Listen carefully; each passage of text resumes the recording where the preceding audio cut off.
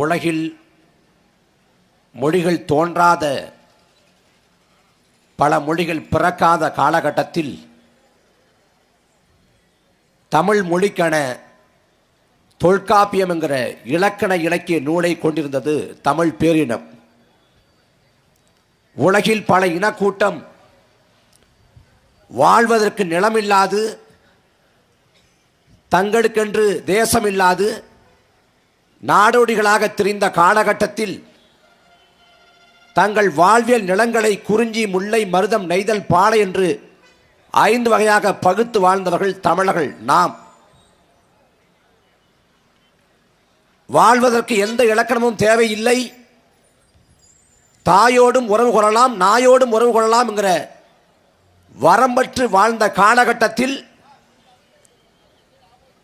வாழ்வை அகவாழ்வு, புறவாழ்வு என்று பகுத்து அந்த வாழ்வுக்கு இலக்கணமாக அறத்தை வைத்தவர்கள் தமிழர்கள் நாம். வாழ்வுக்கான எந்தவித இலக்கண விதிகளும் வகுக்கப்படாத காலகட்டத்திலே உலகம் முழுக்க வாழ்ந்த மாந்த கூட்டத்துக்கு திருக்குறள் என்கிற வாழ்வியல் நெறியை வழிகாட்டி நூலை தந்தது தமிழ் பேரினம். இப்படி உலகில் வாழக்கூடிய மற்ற தேசினங்களுக்கு முன்னோடி தமிழர்கள் நாம். இன்னைக்கு தமிழ்நாடு அப்படின்னா இந்தியாவில் இருக்கக்கூடிய ஒரு மாகாணம், மாநிலம் அப்படின்னு நினைக்கக்கூடாது. இது தமிழர்களின் வரலாற்று தாய்நிலம். வடவேங்கடம், தென்குமரி, ஆயிடே, தமிழுகுரும் நல்லுலகம் என்று போற்றி புகழப்பட்ட பறந்து விரிந்த நிலப்பரப்பு. பகருளி ஆற்று, பன்மலை எடுக்கத்து, குமரி கோடும் கொடுங்கடல் கொள்ள வடதிசை கங்கையும் யமுனை, கங்கையும் இமயம் கொண்டு தென் திசை ஆண்ட மன்னவன் வாடி என்று போற்றி புகழப்பட்ட பறந்து விரிந்த நிலம். அப்படிப்பட்ட இன கூட்டத்துக்கு இன்றைக்கு அரசியல் என்று என்ன இருக்கிறது? இந்த தமிழ்நாட்டை 60 ஆண்டுகளாக திமுகவும் அதிமுகவும் மாறி மாறி ஆண்டிருக்கிறது. அன்பான சொந்தங்களே, உலகம் முழுக்க உற்றுநோக்கி பாருங்கள். எல்லார் கையிலும் அலைபேசி இருக்கிறது, உள்ளங்கையில் உலகம் இருக்கிறது, உலகம் மாறி இருக்கிறது. உலகம் முழுக்க தொழில்நுட்ப மாற்றங்கள், உலகம் முழுக்க விஞ்ஞான வளர்ச்சி, வியத்தகு சாதனை எல்லாம் நிகழ்த்தப்பட்டது இந்த 60 ஆண்டு காலத்தில் தான். ஆசியாவின் தீண்டதகாத நகரம் என்று வெறுத்து ஒதுக்கப்பட்ட சிங்கப்பூர் மாநகரம் வளர்த்தெடுக்கப்பட்டது வெறும் 40 ஆண்டு காலத்தில். அந்த நிலத்தை ஆண்ட லீ குவான் என்கிற பெருமகன் உலகத்தின் தலைச்சிறந்த பொருளாதார வளமிக்க நாடுகளில் ஒன்றாக மாற்றி காமிச்சார். ஜப்பான்கிற தேசம் 2ஆம் உலகப் போரில் வீழ்ந்து போனது. எந்தவித கனிம வளங்களையும் கொண்டிராத அந்த தேசம் அவ்வளவுதான். உலக வரைபடத்திலிருந்து ஜப்பான் தூக்கப்பட்டு விடும் என்று நினைத்தார்கள். அந்த ஜப்பான்கிற தேசம் வளர்க்கப்பட்டது 40 ஆண்டு காலத்தில் தான். அதே ஆண்டு காலத்தை இந்த தமிழ்நாட்டில் திமுகவும் அதிமுகவும் மாறி மாறி ஆண்டு கிடது. என்ன நிலை? அரசியல் பிழைத்தாருக்கு அறமே கூட்டாகும் தமிழக இலக்கியம் பாடுகிறது. ஆனால் இன்றைக்கு அற உணர்ச்சி சாகடிக்கப்பட்டு விட்டது. ஆட்சியாளர் ஊழல் பண்றான், அமைச்சர் ஊழல் பண்றான், சட்டமன்ற உறுப்பினர் ஊழல் பண்றான், பார்லிமெண்ட் உறுப்பினர் ஊழல் பண்றான் என்கிற நிலையை கடந்து மக்களை ஊழல்வாதிகளாக மாத்திட்டான். லஞ்சம் கொடுப்போரும் மீதும் வாங்குவோரும் மீதும் இறைவனின் சாபம் உண்டாகட்டும் நபிகள் நாயகர் சொல்றாரு. அவரே சொல்றாரு, ஒரு காலம் வரும், அந்த காலத்திலே நேர்மையோடு வாழ்வது என்பதே நெருப்பு துண்டுகளை கையில் வைத்திருப்பார்கள் ஒப்பாங்க. உன்னால நேர்மையா வாழ முடியாதா அப்படின்னு சொல்றாரு. அவர் சொன்ன காலம் நாம் வாழ்ந்து கொண்டிருக்க இந்த காலம்தான், தற்காலம் தான். என்ன நிலைமை? ஒருத்தன் நேர்மையா இருப்பான், உண்மையா இருப்பான், மக்களுக்காக உழைப்புறமா உழைப்பான். ஆனா மக்கள் அவனை பார்த்து சொல்லுவான், பிழைக்க தெரியாதவன், தானும் படுக்க மாட்டான், தள்ளியும் படுக்க மாட்டான். ஒருத்தன் ஊரடிச்சு உலையில போடுவான், செந்தில் பாலாஜி மாதிரி. மகராசன் எப்படி வாழ்றான் பாருடா. வாழ்ந்தா இந்த மாதிரி வாழணும். யாரு?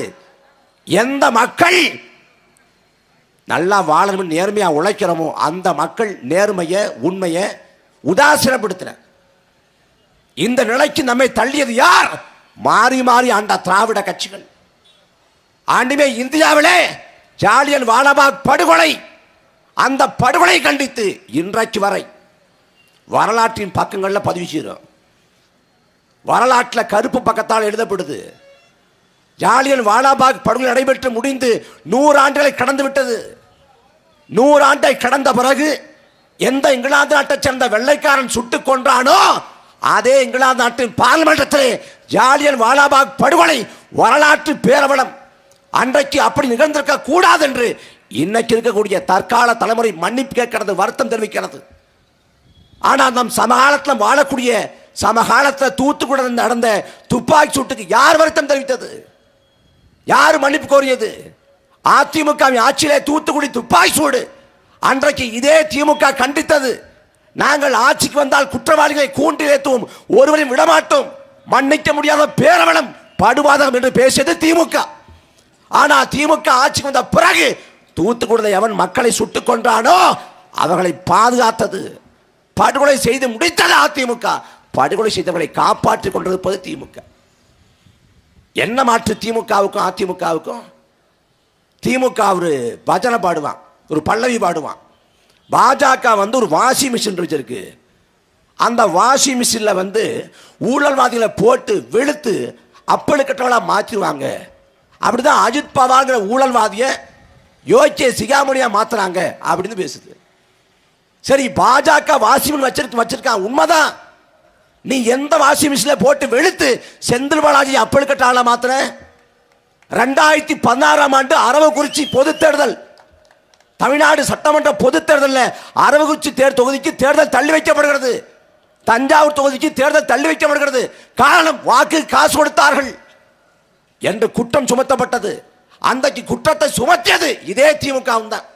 அதிமுக வேட்பாளர் காசை மிதமிஞ்சி கொடுத்தார் என்று சொன்னது. அந்த அரவக்குறிச்சி வேட்பாளர் யார்? அன்னைக்கு அதிமுக வேட்பாளர் இதே செந்தில் பாலாஜி. பண மதிப்பிழப்பு செய்யப்பட்டு சில நாட்களுக்குள் கட்டுக்கட்டாக பணம் எடுக்கப்பட்டது. பணம் எடுக்கப்பட்ட வீட்டை காக்கிற போது அன்புநாத அவன் செந்தில் பாலாஜியோட பினாமி என்றார்கள்.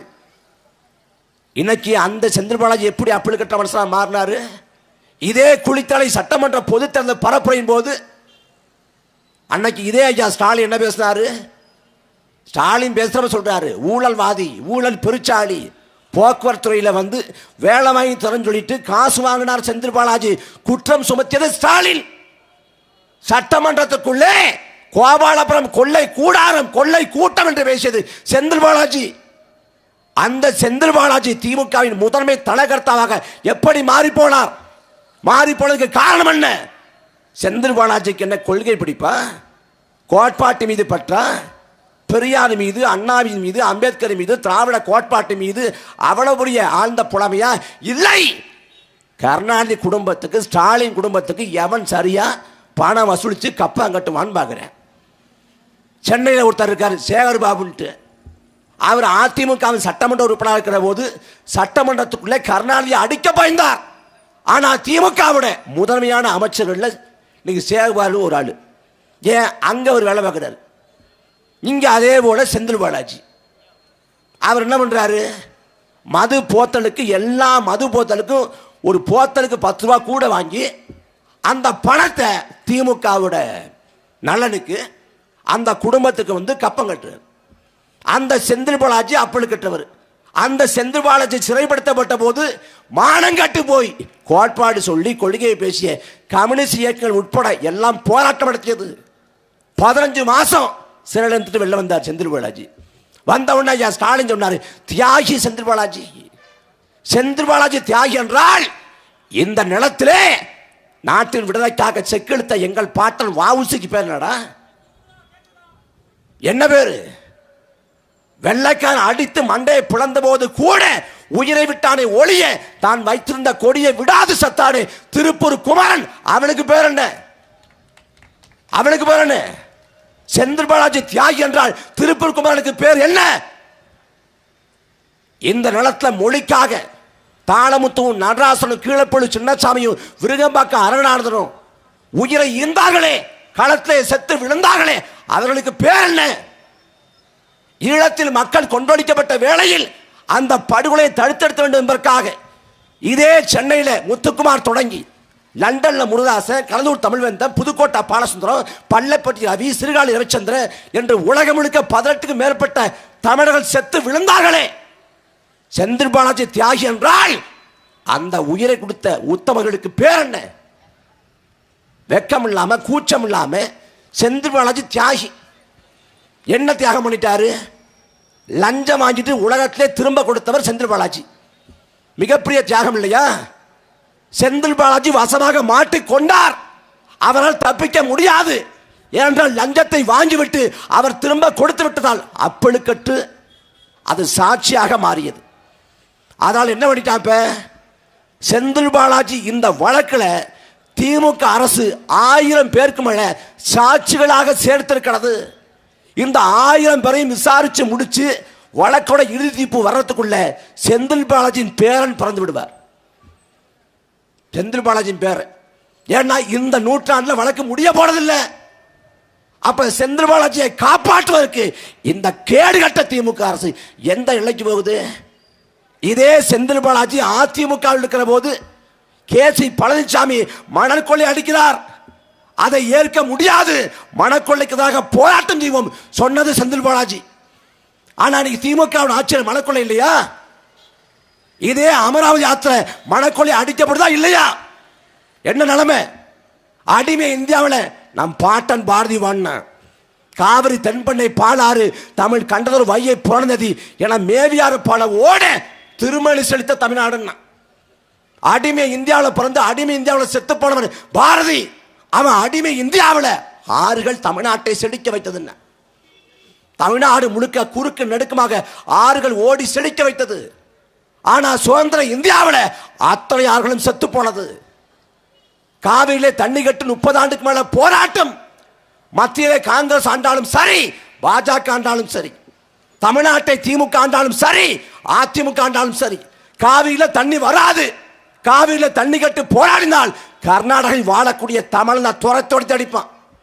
91 பங்கரப்பாங்கிற கர்நாடக முதலமைச்சர் ஆட்சியிலே காவிரி நடுவமன்றத்தோட இடைக்கால தீர்ப்பு 205 டிஎம்சியை தமிழ்நாட்டுக்கு தர வேண்டும் என்று சொன்னபோது அந்த 205 டிஎம்சி தண்ணியை தமிழ்நாட்டுக்கு கொடுங்கள் என்று தமிழ்நாட்டில் போராட்டம் நடத்திய போது கர்நாடகாவில் வாழ்ந்த தமிழரை துரத்தி அடித்தான். தமிழர் உடைமைகளை சேதப்படுத்தினான். அந்த நிலத்தை வாழ விடாது நூற்றுக்கணக்கான பேரை கொண்டொழிச்சான். தமிழ் பெண்களை பாலியல் கொடுமைக்கு உள்ளாக்கினான். அதற்கு பிறகு மூட்டை முடிச்சை எடுத்துக்கொண்டு அள்ளிக்கொண்டு தமிழ்நாட்டுக்கு அகதிகளாக கர்நாடகாவில் வாழ்ந்த தமிழர்கள் இடம்பெயர்ந்தார்கள். 2016 இதே தமிழ்நாட்டை சேர்ந்த கேபி என்கிற தனியார் பேருந்துகளை 50 பேருந்துகளை தெருவில் விட்டு கொளுத்தினான். காவிரியில் தண்ணி கட்ட வராது என்ன வாங்கி தரணுங்கிற நோக்கம் திமுகவுக்கோ அதிமுகவுக்கோ ஒரு நாளும் இல்லை. காவிரியிலே தண்ணி வந்தால் மண்ணை கொள்ளையடிக்க முடியாது. காவிரியிலே தண்ணி வந்தால் விவசாய நிலத்தை விட்டு வெளியேற மாட்டான். அதனால் அத்தனையார்களையும் மனக்கொள்ள. என் அன்பு மக்களே, கேரளாவில் 44 ஆற்றுப்படுகை இருக்கு.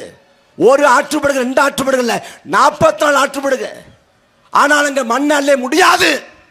கேரளாவை அந்த மாநிலத்தை ஆளக்கூடிய ஆட்சியாளம் பாதுகாக்கிறான். உமன் சாண்டி ஆண்டாலும் சரி, பினராயி விஜயன் ஆண்டாலும் சரி, கேரளாவை கடவுளின் தேசம் என்று வர்ணிக்கிறான். அவன் நிலத்தையும் வளத்தையும் பாதுகாத்துக் கொண்டிருக்கான். ஆனா தமிழ்நாட்டு நிலைமை என்ன?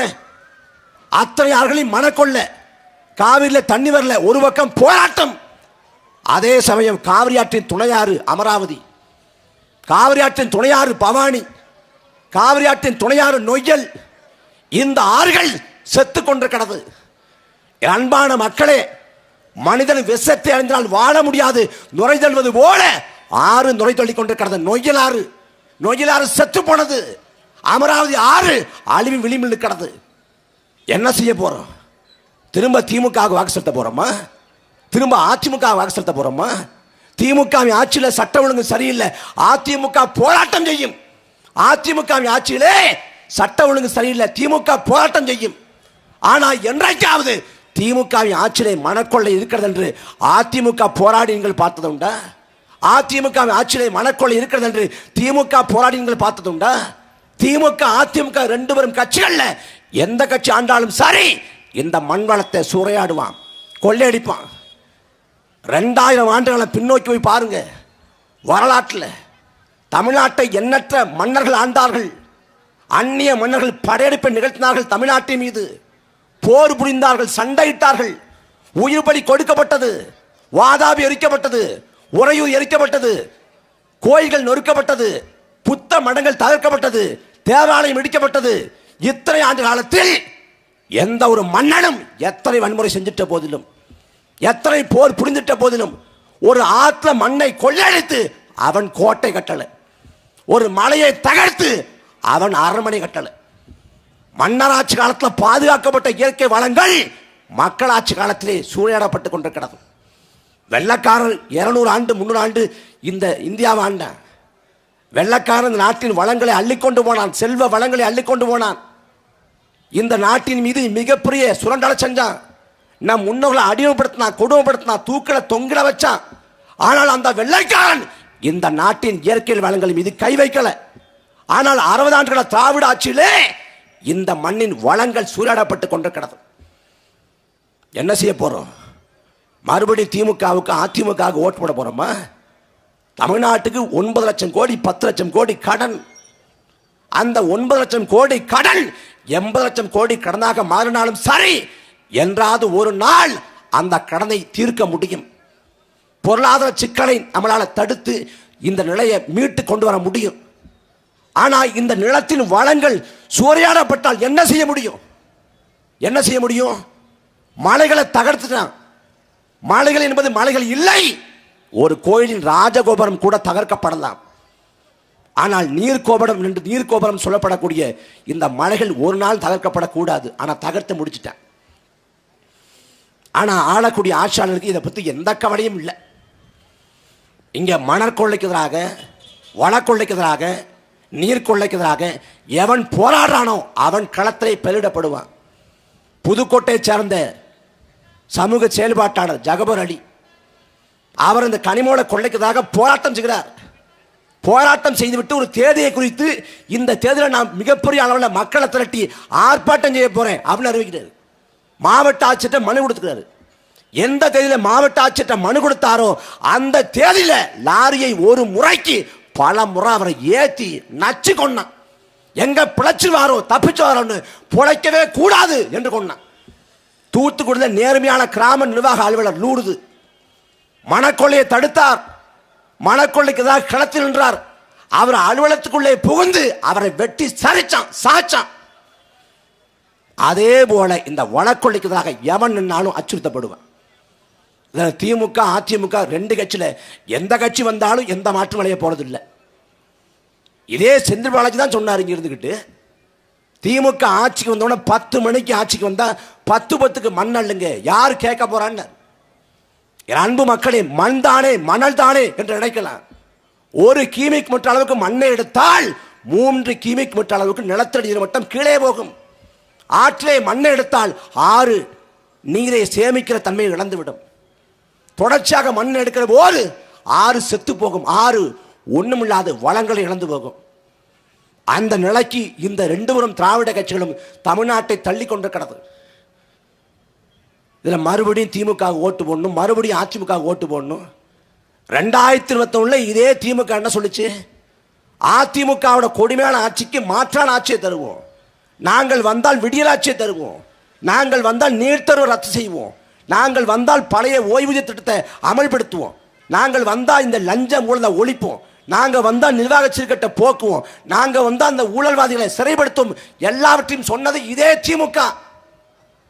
இந்த 4.25 ஆண்டுகால ஆட்சியில் அதிமுகவுக்கு மாற்றாக திமுக என்ன செய்திருக்கிறது?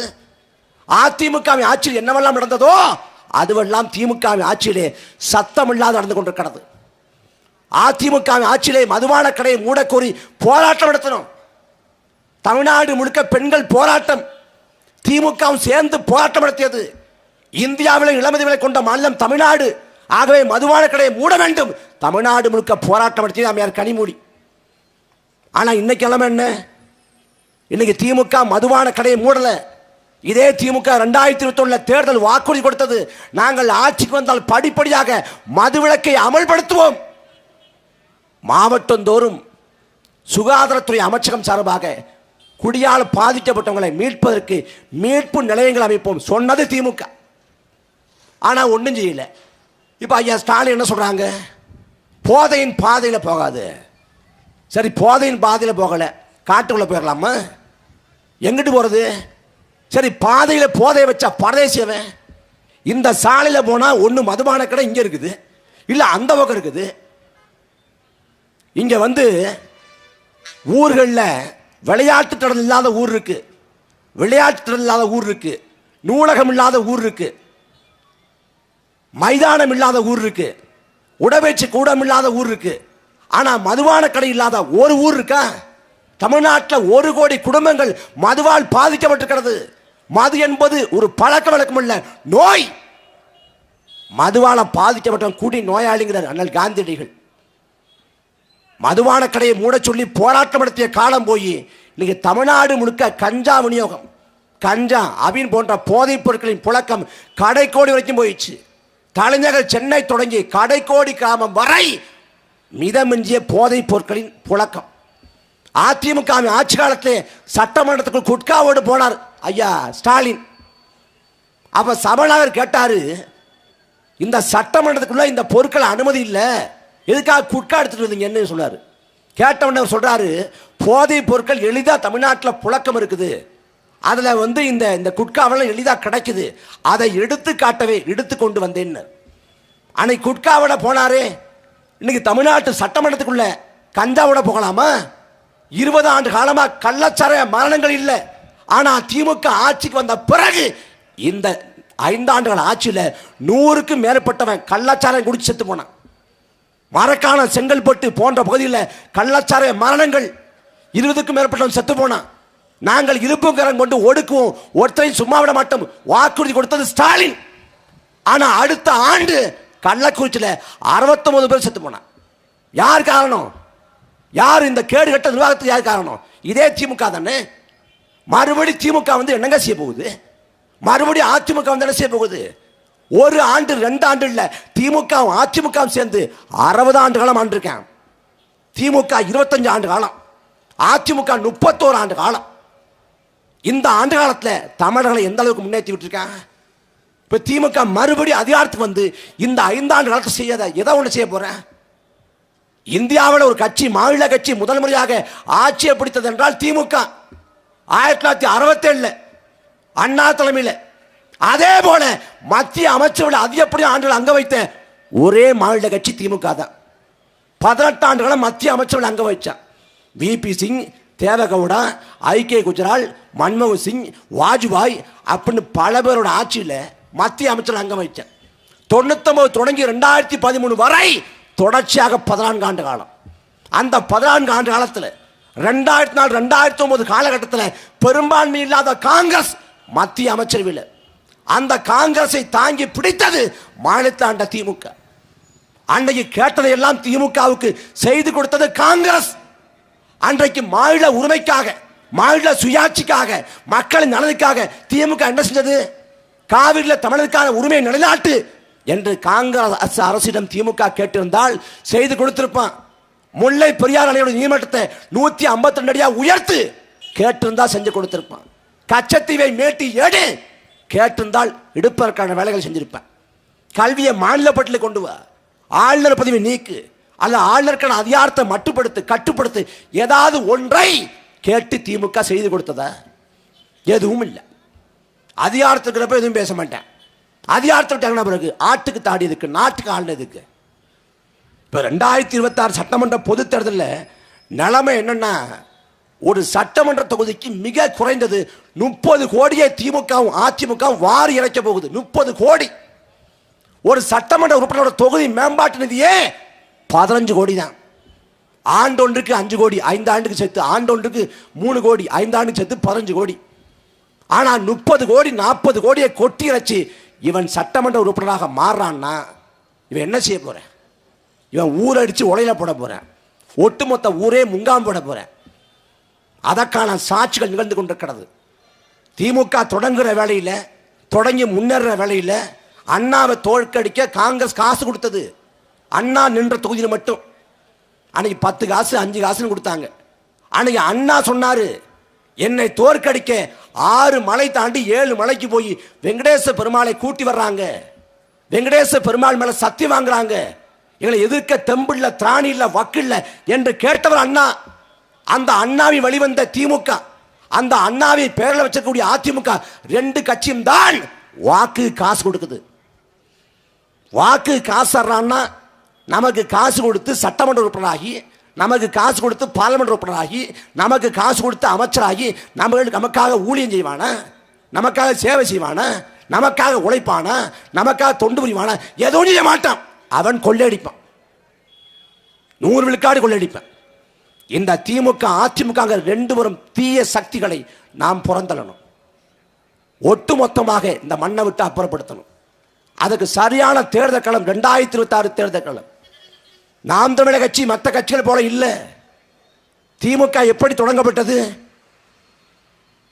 திராவிட கழகத்தில் பெரியாருக்கும் அண்ணாவுக்கும் சண்டை, முரண்பாடு. பெரியார் மணியம்மையை திருமணம் செய்தார். அது பிடிக்காது, இயக்கத்தை விட்டு வெளியேறினார் அண்ணா. வெளியேறிய அண்ணா தனி இயக்கம் தொடங்குகிறார். அது திமுக. அதே போல அந்த திமுகவில் பிற்காலத்தில் அண்ணாவின் மறைவுக்கு பிறகு கருணாநிதிக்கும் எம்ஜிஆருக்கும் முரண்பாடு. எம்ஜிஆர் வெளியேற்றப்படுறாரு. வெளியேற்றப்பட்ட எம்ஜிஆர் தனி இயக்கம் கட்டினார். அது அதிமுக. அதற்கு பிறகான காலகட்டத்தில் கருணாநிதிக்கும் வைகோவுக்கும் முரண்பாடு, சண்டை. வைகோ வெளியேற்றப்படுறாரு. வெளியேற்றப்பட்ட வைகோ தனி இயக்கம் கட்டினார். அது மதிமுக. இப்படி திமுகவும் அதிமுகவும் மதிமுகவும் தனிப்பட்ட 2 பேருக்கிடையான முரண்களில் தோன்றிய இயக்கங்கள். ஆனால் நாம் தமிழர் கட்சி அவ்வாறு உருவாகவில்லை. வரலாறு இட்ட கட்டளை, காலம் கையளித்த உத்தரவு இது. அன்பு மக்களை, எந்த நாளை வேண்டுமானாலும் தமிழன் மறக்கலாம், கடக்கலாம். தமிழன் மறக்கக்கூடாத ஒரு நாள் இருக்கிறது, 2009 மே 18. அந்த நாளில் தான் லட்சக்கணக்கான தமிழர்களை கொன்று முடித்துவிட்டு, அவ்வளவுதான் தமிழர்களை வீழ்த்தி விட்டோம், அவ்வளவுதான் தமிழர்களை தோற்கடித்து விட்டோம், அவ்வளவுதான் உங்கள் புலிக்கொடி இறக்கி விட்டோம், உங்கள் தேச கனவை சிதைத்து விட்டோம், உங்கள் தலைவன் பிரபாகரனை கொண்டளித்து விட்டோம் என்று சொல்லி மண்ணை முத்தமிட்டு ராஜபக்ச சிரித்த நாள் மே 18. கொழும்பு வீதிகளிலே சிங்கள ஓநாய்கள் ஆனந்த கூத்தாடிய நாள் மே 18. உலகம் முழுக்க வாழ்ந்த தமிழர்கள் கூணி குறுகி போய் ஐயோ எல்லாம் போச்சே என்று கதறிய நாள் மே 18.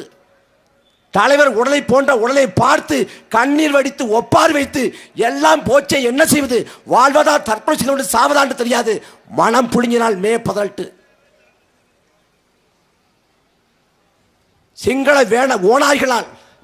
சிங்கள ஓநாய்களால் விடுதலை புலிகள் படைப்பிரிவுள்ள ஊடக பிரிவில் இருந்த அக்கா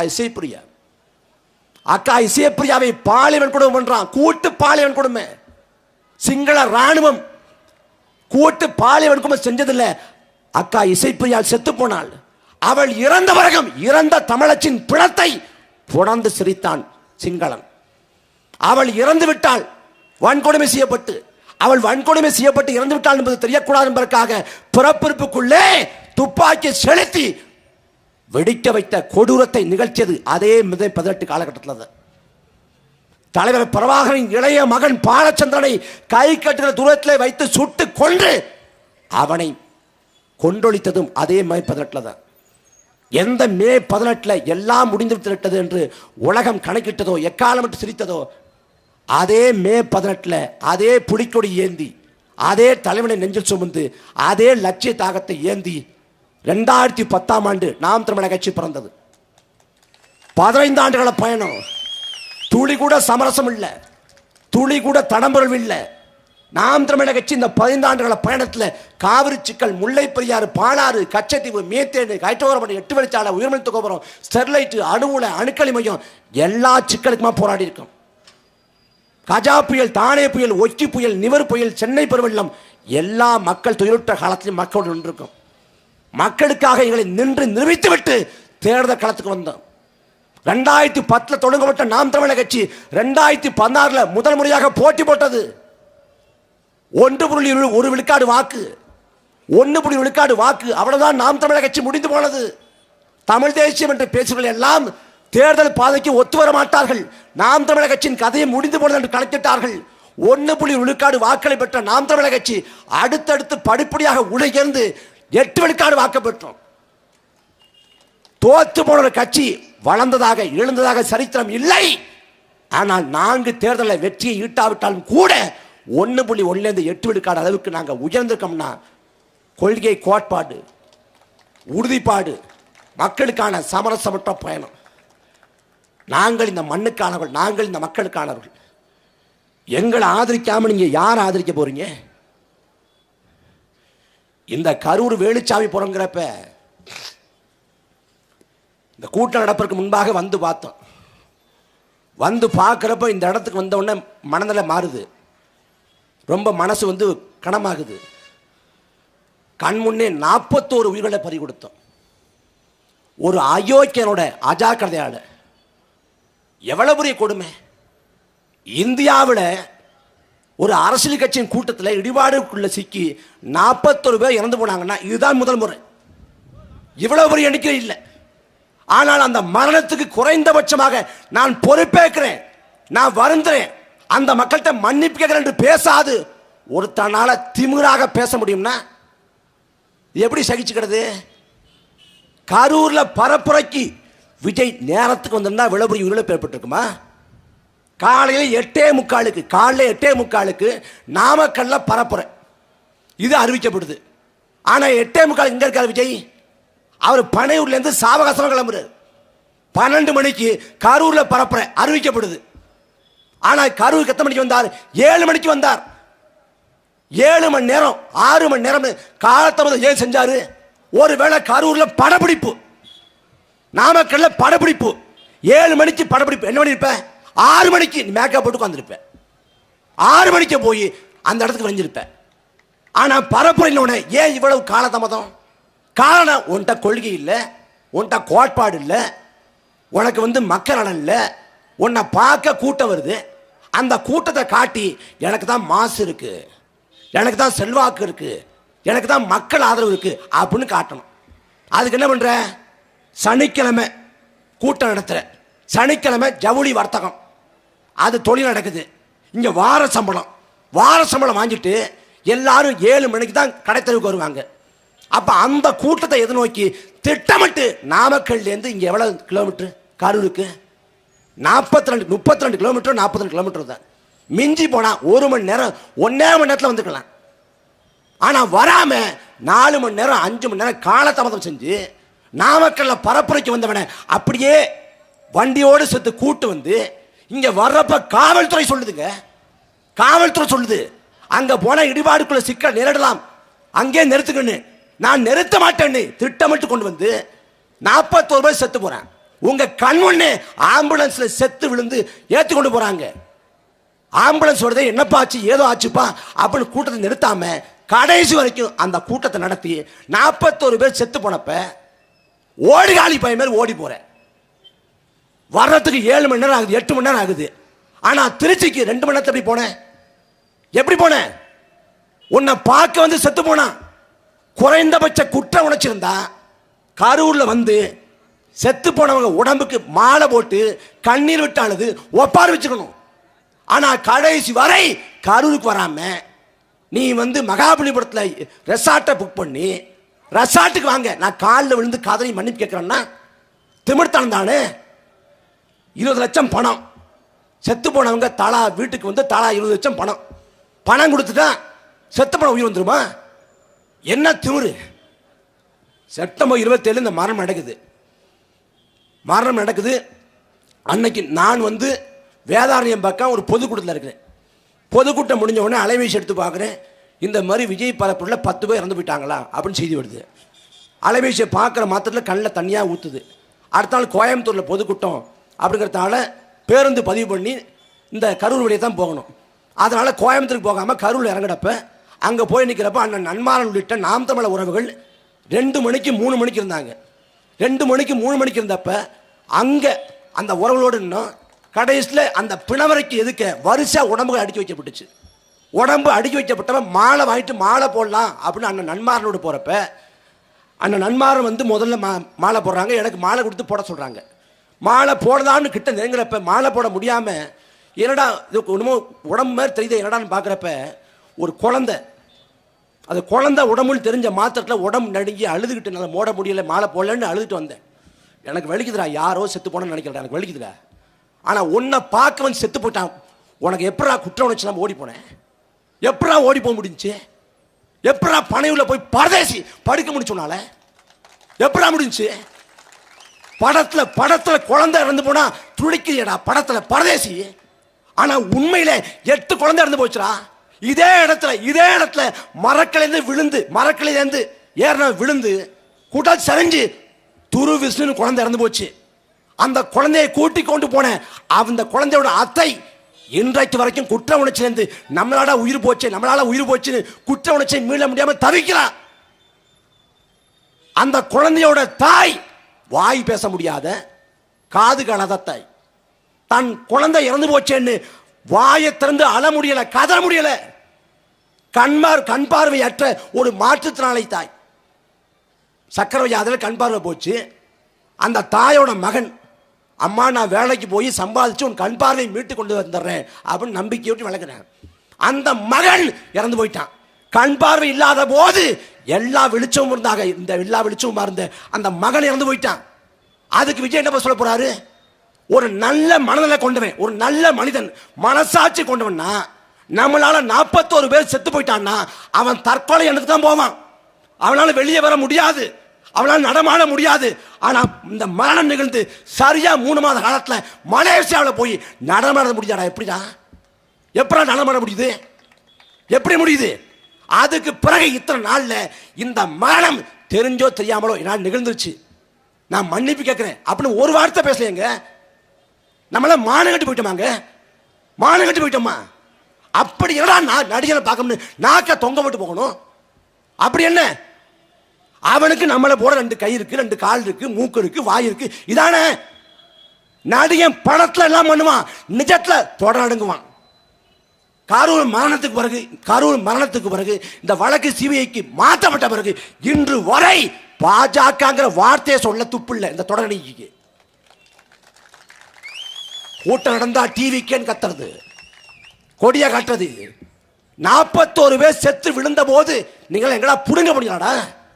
எங்கடா போனீங்க? இடியாப்பா வைக்க போனியா? டிவிக்க போனியா? எங்கடா போன? கரூர் மருத்துவமனையில் ஒரு கட்சிக்காரன் இல்லையடா. அலைபேசி அணைச்சு வச்சு ஊரை விட்டு ஒட்டுமொத்த கட்சிக்காரன் ஓடி போனீங்கடா. எங்கடா போனீங்க? ஒரு விபத்து ஏற்படுறப்ப அந்த விபத்துக்கு பொறுப்பேற்று மக்களோட நிக்க துப்பு இல்லைன்னா என்ன மயத்துல கட்சி? எதுக்காக நாட்டாளர் கனவு? இந்த 41 சாவுக்கு யாரா பொறுப்பேற்பது?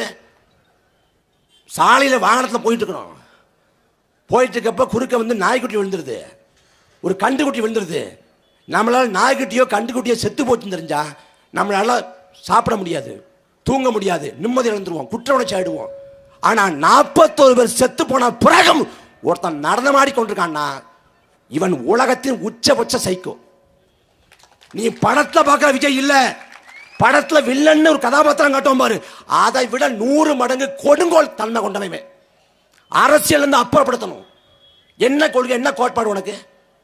கட்சி உடஞ்சி 2 ஆண்டு ஆயிடுச்சு. மக்களை பார்க்க புடுங்க போட்ட போக மாட்டார், புடுங்க போயிடுவார். போராட்டம் நடக்குதா? போராட்ட காலத்துக்கு போக மாட்டார். போராட்டம் வந்து இவருக்கு ஆதரவு தெரிவிக்கணும். வீட்டுக்கு போய் வெள்ளத்தால் பாதிக்கப்பட்டவங்களை பார்த்து அவங்களுக்கு நிவாரணம் தர மாட்டார். அவங்க இடத்துக்கு வரணும். ஊடக சந்திப்பு அதெல்லாம் ஆகவே ஆகாது. ஆனா இவர் ஒரு பெரிய தலைவர், பெரிய மயாண்டி. உன் ஆணவத்துக்கு, உன் அதிகார திமிருக்கு, உன் செருக்குக்கு முடிவு கட்டும்டா. மக்களை பார்த்தா என்ன பைத்தியக்காரமே தெரியுதா? 41 உயிரை காவு வாங்கிட்டு மனசாட்சி இல்லாமல் இருக்க முடியுதுன்னா இந்த அரசியல் ஒழிக்கப்படணும். இந்த அநாகரிகங்கள் தமிழக அரசியலிருந்து அப்புறப்படுத்தப்படணும். அதுக்கு ஒரே வாய்ப்பு உங்கள் பிள்ளைகள் தான். இந்த கொடுமை, உச்சபட்ச கொடுமை என்னன்னா, தமிழக இலக்கியங்களை படிக்கிறோம், காப்பியங்களை படிக்கிறோம். கணக்கால் இரும்புற அப்படின்னு ஒரு பாட்டை வாழ்ந்தான். அந்த கணக்கால் இரும்புற போரில் தோத்து போன பிறகு அவன் சிறைபிடிக்கப்படுறான். சிறைபிடிக்கப்பட்ட கணக்கா இரும்புரை வந்து சிறையில் இருக்கிறப்ப அவனுக்கு தாகம் எடுக்குது. வாயிற்காவலன்ட்ட தண்ணி கொண்டாங்கிறான். தண்ணி கொண்டாந்து சொல்றப்ப அந்த வாயிற்காவலன் அலட்சியமா போய் ரொம்ப நேரம் கழிச்சாந்து தண்ணியை கொண்டாந்து இடது கையில் வச்சிடறான். இடது கையில் தண்ணியை வச்சு நம்மளை அலட்சியப்படுத்திட்டானேன்ட்டு மனம் உடைஞ்சு செத்து போறான் கணக்கால் இரும்புரை. ஏன்னா உயிரை விட மானத்தை பிரதென்று நினைத்த இனம் தமிழ் பேரினம். அந்த இனத்தின் மக்கள் பணத்தை நம்ம கொடுத்துட்டோம், லட்சக்கணக்கான பணத்தை கொடுத்துட்டோம் திமிரில் அவன் மாமல்லபுரத்துக்கு கூப்பிட்டப்ப இந்த சொந்தங்கள் நமது தாய்மார்கள் அங்கே போயிருக்கக்கூடாது. போனது வரலாற்று பெருந்துயரம், போனது ஒரு மிக மோசமான கெடுவாய்ப்பானது. அதில் ஒரு தாயார் வந்து என் புள்ள போயிட்டான் போயிட்டு போகிறேன், என் புள்ள போயிட்டான் போயிட்டு போகிறேன், அவரை பக்கத்தில் இன்னும் பார்க்க வாய்ப்பு கிடைச்சில, அதுவே பெருசுங்கிறாங்க. இந்த கொடுமையை எங்கே போய் சொல்லி துளைக்கிறது? தன் மகன் போரிலே புறமுதுகிட்டு செத்து போனால் அவன் பாலுண்ட மார்பை அறுத்தறிவேன், ஒருவேளை நெஞ்சிலே அவன் காயம்பட்டு செத்து போனால் அவனை பெற்றதுக்கு நான் பேருகை கொள்வேன்னு ஒரு தாய் சொன்னான். புறநானூற்று தாய். அந்த புறநானூற்று தாய் பிறந்த தமிழ் மண்ணில் தான் இது போன்ற தாய்களும் இருக்கிறாங்கிறது எவ்வளவு பெரிய கொடுமை. அன்பு சொந்தங்களே, ஆட்டுக்கார அலமையில ஒரு படம் வந்துச்சு. அந்த படம் வந்தப்ப படத்தில் முதன்மையான பாத்திரத்தில் நடிச்சது ஒரு ஆடு. அந்த ஆட்டை வந்து வீதியாக கூட்டு போகிறாங்க படத்தோட ப்ரமோஷனுக்கு. அப்போ பார்க்க வந்து இன்னைக்கு விஜய் பார்க்க கூட்டம் வந்தது போல ஆட்டை பார்க்க கூட்டம் வருது. அப்போ பார்த்த ஆட்டை பார்க்க கூட்டம் வர்றப்ப கவிக்கும் அப்துல் ரஹ்மான் வந்து ஒரு கவிதை எழுதுறாரு. ஆடு நன்றாக கம்பீரமாகத்தான் இருக்கிறது, மக்கள் தான் மக்களாக மாறி போனாங்கன்னு. அந்த நிலை இன்னைக்கும் மாறலை. மாறணும்னா நாம் விழிப்புணர்வு கொள்ளணும். 41 பேர் செத்து விழுந்த இடத்துல சொல்கிறோம். இந்த அரசியல் அநாகரிகங்கள், சமூக குப்பைகள் முற்று முழுதாக துடை தெரியப்படணும். இவன் அதிகாரத்துக்கு வந்தால் திமுக அதிமுக விட மிக மோசமான நிலைக்கு தமிழ்நாட்டை கொண்டு போயிடுவான். திமுக அதிமுக வர்றப்ப நல்லா வந்தான், திமுக வர்றப்ப நல்லா வந்தான் அதிமுக. ஆனால் வந்த பிறகு கெட்டு சீரழிஞ்சு நாசமாக போனேன். ஆனால் இவன் நாசமாக போய் கெட்டு சீரழிஞ்சு தான் வர்றேன். திமுக அதிமுக வந்த பிறகு உயிர்களை காவு வாங்கினான். ஆனால் இவன் வர்றப்பவே 41 உயிர்களை காவு வாங்கிட்டான். அதனால் வாய்ப்பு ஒன்று தான். வரலாறு மீண்டும் ஒரு முறை இந்த வாய்ப்பை கொடுக்காது. உங்கள் பிள்ளைகளுக்கு வாக்கை தாருங்கள். பெருந்தலைவர் காமராசர் 9 ஆண்டு காலம் பொற்கால ஆட்சியை கொடுத்தார். காமராசர் ஆட்சி கொடுத்து கவியரசர் கண்ணதாசன் காலத்தின் கடைசி கருணையினர், காலம் ஒரு முறை கடைசியாக கருணையிட்டிருக்கிறார். அதே போல வரலாற்றின் கடைசி வாய்ப்பு நாம் தமிழர் கட்சி. அதை உணர்ந்து உங்கள் பிள்ளைகளுக்கு விவசாய சின்னத்தை வரக்கூடிய 2026 சட்டமன்ற பொதுத் தேர்தலில் வாக்கு செலுத்துங்க. இந்த சட்டமன்ற தொகுதியோட வேட்பாளராக எங்கள் பெருமதிப்புக்குரிய ஐயா கருப்பையா அவர்கள் நிறுத்தப்பட்டிருக்கிறார். ஐயா கருப்பையா அவர்கள் இதே தொகுதியில் போட்டி போட்டாங்க, மக்கள் வெற்றி பெற வைக்கல. ஆனால் கரூரில் இந்த மரணம் நிகழ்ந்துருச்சு, 41 பேர் செத்து போயிட்டாங்கிறப்ப உடனடியாக ஓடோடி போய் களத்தில் நின்னார். மக்கள் பிரச்சனையா, மக்கள் துயரமா, மக்கள் துன்பமா, களத்தில் போய் மக்களுக்காக நிற்கக்கூடிய ஒரு பெருமகன் ஐயா கருப்பையா நினைச்சிருந்தா அவர் மருத்துவமனையில் உட்கார்ந்துருந்தா ஆயிரக்கணக்கால் லட்சக்கணக்காக சம்பாதித்து ஒரு செல்வ செழிப்போடு ஒரு வாழ்க்கையை வாழ முடியும். ஆனால் இந்த மண்ணுக்காக மக்களுக்காக அர்ப்பணித்து கொண்டு இந்த மண்ணும் மக்களும் நலம் பெற வேண்டும், மக்கள் நலவாழ்வு வாழ வேண்டும் என்பதற்காக களத்திருக்கிறார். அப்படிப்பட்ட பெருமகளுக்கு விவசாய சின்னத்தை வாக்களித்தாருங்கள். நாங்கள் இறுதிவரை உறுதியாக இந்த மண்ணுக்காக மக்களுக்காக ஒழிச்சாவும். நன்றி, வணக்கம்.